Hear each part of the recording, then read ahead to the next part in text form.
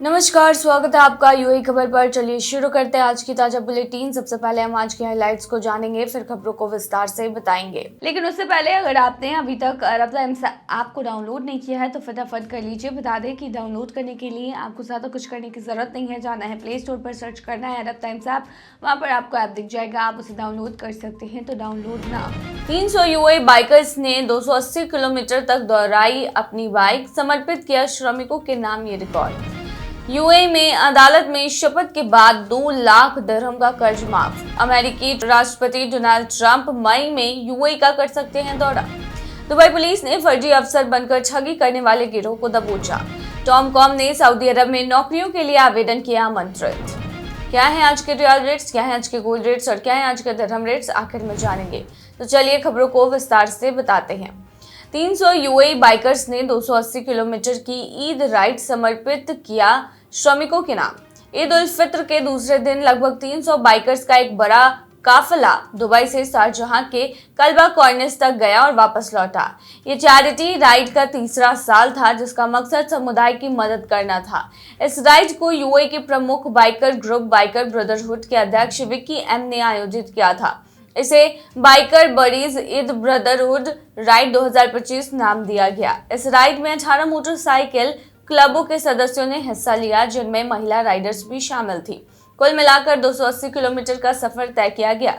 इस charity ride का मकसद श्रमिकों के आवासों में वाटर कूलर लगवाना था, ताकि गर्मी में उन्हें ठंडा और साफ पानी मिल सके। राइड का सफर अमीरात रोड पर एक पेट्रोल स्टेशन से शुरू हुआ, रेगिस्तान और पहाड़ों के बीच से होते हुए कल्बा कॉर्निश तक पहुंचा। राइड सुबह 5:45 पर शुरू हुई थी और इससे पहले 24 देशों से आए सभी बाइकर्स ने एक सुरक्षा ब्रीफिंग में हिस्सा लिया। फिर सभी ने एक साथ हाथ पकड़कर एकजुटता दिखाई। सफर के बीच में एक छोटा सा ब्रेक भी लिया गया, ताकि राइडर्स एक दूसरे से मिल सके और सफर का आनंद ले सके। इस राइड में चीन से आए सॉफ्टवेयर इंजीनियर एंडी भी शामिल थे। उन्होंने बताया कि उनके दोस्त मोहम्मद इरफान ने इस राइड की जानकारी दी और तभी उन्होंने तय कर लिया था कि वो इसमें शामिल होंगे। एंडी का कहना था कि अलग अलग देशों से आए बाइकर्स का जोश और आपसी दोस्ती का माहौल देखकर दिल खुश हो गया। रॉयल एनफील्ड यूएई के ब्रांड मैनेजर क्रांति रामीसेट्टी ने बताया कि वे इस क्लब का हिस्सा बनकर बहुत गर्व महसूस करते हैं। उन्होंने कहा कि 38 देशों के 400 से ज्यादा बाइकर्स ने मिलकर इस चैरिटी राइड को खास बना दिया। यूएई में अदालत ने शपथ के बाद 2 लाख दिरहम का कर्ज माफ किया। अलेन कोर्ट ने गुरुवार को एक बड़ा फैसला सुनाया है। ये शख्स को अदालत में शपथ लेने के बाद 2 लाख दिरहम के कर्ज से राहत मिल गई, क्योंकि उसने 3 साल पहले अपने दोस्त से ये पैसे उधार लिए नहीं थे। दरअसल वादी ने यानी शिकायतकर्ता ने अदालत में केस किया था और दावा किया था कि प्रतिवादी यानी बचाव पक्ष ने उससे 2 लाख दिरहम उधार लिए थे। साथ ही कर्ज चुकाने में देरी के लिए 50,000 दिरहम का जुर्माना भी मांगा था। वादी ने एक गवाह भी पेश किया, लेकिन कर्ज साबित करने के लिए उसके पास कोई ठोस दस्तावेज नहीं था। बचाव पक्ष के वकील ने 2022 के कानून संख्या 35 के अनुच्छेद 66 का हवाला देते हुए कहा कि 50,000 दिरहम से ज्यादा के वित्तीय दावों में सिर्फ गवाह की गवाही मान्य नहीं होती। अदालत ने वकील की बात मानी और कहा कि वादी के पास कर्ज का कोई लिखित या डिजिटल सबूत नहीं है। जब दस्तावेजों की कमी दिखी तो वादी ने अदालत से गुजारिश की कि प्रतिवादी को निर्णायक शपथ दिलाई जाए। यह शपथ तब कराई जाती है जब किसी मामले में ठोस सबूत नहीं होते। प्रतिवादी ने शपथ लेते हुए कहा कि मैं ईश्वर की कसम खाकर कहता हूं कि मैंने वादी से 2 लाख दिरहम उधार नहीं लिए हैं। इस शपथ के बाद अदालत ने फैसला सुनाया कि वादी का दावा कानूनी रूप से कमजोर है और मामला खारिज कर दिया। साथ ही वादी को सभी कोर्ट फीस और कानूनी खर्च भी खुद ही उठाने का आदेश दिया। अमेरिकी राष्ट्रपति डोनाल्ड ट्रंप मई में यूएई का कर सकते हैं दौरा। सोमवार को ट्रंप ने कहा कि वे मई की शुरुआत में सऊदी अरब जाने की योजना बना रहे हैं। वहां एक बड़े निवेश समझौते पर दस्तखत करने की तैयारी है। यह उनके दूसरे कार्यकाल की पहली विदेश यात्रा होगी। इस दौर में कतर और संयुक्त अरब अमीरात में भी रुकने का प्लान है। ओवल ऑफिस में पत्रकारों से बात करते हुए ट्रंप ने कहा कि यह दौरा अगले महीने हो सकता है या शायद थोड़ा बाद में। सूत्रों के मुताबिक यात्रा के लिए मध्य मई का समय तय किया जा रहा है। इससे पहले 2017 में अपने पहले कार्यकाल की पहली विदेश यात्रा में उन्होंने सऊदी अरब और इजराइल का दौरा किया था। ट्रंप ने मार्च में कही गई अपनी बात दोहराई कि सऊदी अरब यात्रा का मकसद अमेरिकी अर्थव्यवस्था में $1 ट्रिलियन से ज्यादा का निवेश कराना है। इसमें सैन्य उपकरणों की खरीद भी शामिल है। कतर और यूएई में भी इसी तरह के निवेश समझौतों पर दस्तखत करने की योजना है। उन्होंने कहा कि इन 2-3 दिनों में बड़ी संख्या में नौकरियां पैदा होंगी। हालांकि उन्होंने डील से जुड़ी ज्यादा जानकारी साझा नहीं की। एक सूत्र ने बताया है कि इस दौरे में रूस और यूक्रेन के बीच चल रहे युद्ध और गाजा में जारी संघर्ष पर भी चर्चा हो सकती है। सऊदी अरब पहले से ही रूस और यूक्रेन के साथ अमेरिकी शांति वार्ता में अहम भूमिका निभा रहा है। ट्रंप की बातों से पहले व्हाइट हाउस के एक अधिकारी ने कहा कि अंतर्राष्ट्रीय यात्रा का विचार किया जा रहा है, लेकिन फिलहाल कोई पक्की योजना नहीं बनाई गई है। जब कुछ तय होगा तो जानकारी दी जाएगी। हाल ही में ट्रंप ने अब्राहम समझौते में और देशों को जोड़ने का वादा किया। यह समझौता उनके पिछले कार्यकाल में इजराइल और कुछ खाड़ी देशों के बीच संबंध सामान्य करने के लिए किया गया था। उन्होंने कहा कि कई और देश इस समझौते में शामिल होना चाहते हैं। हालांकि गाजा युद्ध के चलते सऊदी अरब इस पर अभी सोच विचार कर रहा है। दुबई पुलिस ने फर्जी अफसर बनकर ठगी करने वाले गिरोह को दबोचा। दुबई पुलिस ने एक गिरोह को गिरफ्तार किया है जो खुद को सरकारी अफसर बताकर लोगों से ठगी कर रहा था। ये लोग उपभोक्ता अधिकार संरक्षण विभाग के कर्मचारी बनकर नागरिकों और निवासियों से संपर्क करते थे। गिरोह का मकसद था लोगों को यूएई पास ऐप में लॉगिन करवाकर उनकी बैंक डिटेल चुराना।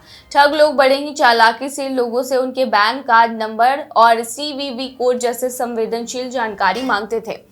वे आधिकारिक संस्थानों का नाम लेकर भरोसा जीतते थे और लोगों को बिना शक में डाले उनके खातों से पैसे निकाल लेते थे। जैसे ही इस तरह की धोखाधड़ी बढ़ने लगी, दुबई पुलिस ने एक खास टीम बनाई और इन आरोपियों को पकड़ लिया। इनके पास से ठगी में इस्तेमाल किए जा रहे इलेक्ट्रॉनिक उपकरण भी बरामद किए गए। पुलिस ने लोगों को चेतावनी दी है कि अगर कोई खुद को सरकारी अफसर बताकर बैंक डिटेल मांगता है तो उसे नजरअंदाज करे। फोन पर किसी को भी अपनी निजी या बैंक से जुड़ी जानकारी न दे। अगर किसी को ऐसी कोई संदिग्ध कॉल या धोखाधड़ी का मामला सामने आए तो फौरन पुलिस को जानकारी दे। इसके लिए पास के पुलिस स्टेशन में जाएं या ई क्राइम प्लेटफॉर्म www.ecrime.ae पर रिपोर्ट करें। दुबई पुलिस का कहना है कि वह साइबर ठगों से लोगों की सुरक्षा के लिए पूरी तरह से प्रतिबद्ध है। टॉमकॉम ने सऊदी अरब में नौकरियों के लिए आवेदन किए हैं आमंत्रित। सऊदी अरब में नौकरी का बढ़िया मौका है, जल्दी से आवेदन कर सकते हैं। अगर आपका सपना सऊदी अरब में नौकरी करने का है तो ये खबर सिर्फ आपके लिए है। Telangana overseas man power company limited यानी टॉमकॉम ने सऊदी अरब में वेयरहाउस एसोसिएट पदों के लिए भर्ती का ऐलान किया है। इस नौकरी के लिए आवेदन करने के लिए उम्मीदवार का कम से कम 12वीं पास होना अनिवार्य है। साथ ही उम्र 22 से 35 साल के बीच होनी चाहिए। इसके अलावा गोदाम संचालन में कम से कम 2 साल का अनुभव भी जरूरी है। इच्छुक उम्मीदवार को अपना बायोडाटा 4 अप्रैल तक tomcom.resume@gmail.com पर भेजना होगा। अधिक जानकारी के लिए आप संपर्क कर सकते हैं 7013361343 पर या फिर 9440049937 पर या फिर 9440049861 या 9440050951 और एक आखिरी नंबर 9440051452। टॉमकॉम तेलंगाना सरकार के तहत एक सरकारी भर्ती एजेंसी है जिसका उद्देश्य कुशल और अर्धकुशल कामगारों को विदेशों में नौकरी के अवसर दिलाना है। इस एजेंसी ने ऑस्ट्रेलिया, कनाडा, यूरोप यानी Germany, Hungary, Japan, Poland, Romania, UK और खाड़ी देशों यानी सऊदी अरब और यूएई में नौकरियों के लिए कई सरकारी और निजी एजेंसियों के साथ साझेदारी की है। अगर आप विदेश में बेहतर सैलरी और अनुभव पाना चाहते हैं तो ये सुनहरा मौका हाथ से न जाने दें। जल्दी करें और आवेदन करें। क्या है आज के रियाल रेट्स, तो बता दें आज एक सऊदी रियाल में 22.79 रुपये है जो कि पिछले दिन 22.81 रुपया था। वहीं आज एक सऊदी रियाल में 36.14 नेपाली रुपीज़ हैं जो कि पिछले दिन 36.54 नेपाली रुपीज़ थे। वहीं आज एक सऊदी रियाल में 32.10 बांग्लादेशी टका है जो कि पिछले दिन 32.39 बांग्लादेशी टका था। वहीं आज एक सऊदी रियाल में 74.69 पाकिस्तानी करेंसी है जो कि पिछले दिन 74.71 पाकिस्तानी करेंसी थी। वहीं आज के एक सऊदी रियाल में 22.58 भूटानी करेंसी है जो कि पिछले दिन 22.84 भूटानी करेंसी थी। क्या है आज के गोल्ड रेट्स, तो बता दें दुबई में आज 18 कैरेट सोने का दाम 286.60 दिरहम प्रति ग्राम है, जो कि पिछले दिन 284.50 दिरहम प्रति ग्राम था। यानी कि आज के गोल्ड के रेट की 18 कैरेट की भारतीय मुद्रा में कीमत 6,674 की है। वहीं 22 कैरेट गोल्ड का दाम 350.25 दिरहम प्रति ग्राम है, जो कि भारतीय मुद्रा में 8,157 के होते हैं, जो कि पिछले दिन 347.75 दिरहम प्रति ग्राम था। वहीं दुबई में 24 कैरेट सोने के दाम की कीमत 378.25 दिरहम प्रति ग्राम है, जो कि पिछले दिन 375.50 दिरहम प्रति ग्राम थी। वहीं आज के 24 कैरेट सोने के दाम की भारतीय मुद्रा की बात करें तो आज ये 8,809 की है। क्या है आज के दिरहम रेट, तो बता दें आज एक यूएई दिरहम में 23.27 रुपये है, जो कि पिछले दिन 23.29 रुपया था। वहीं आज के एक यूएई दिरहम में 36.90 नेपाली रुपीस है, जो कि पिछले दिन 37.32 था। वहीं आज एक यूएई दिरहम में 32.79 बांग्लादेशी टका है, जो कि पिछले दिन 32.08 बांग्लादेशी टका था।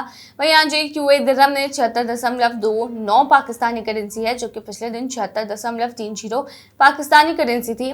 वहीं आज एक यूएई दिरहम में 23.06 भूटानी करेंसी है, जो कि पिछले दिन 23.32 भूटानी करेंसी थी। तो ये थी आज की ताज़ा बुलेटिन। ऐसे ही ताज़ा अपडेट्स के लिए बने रहिए हमारे चैनल पर।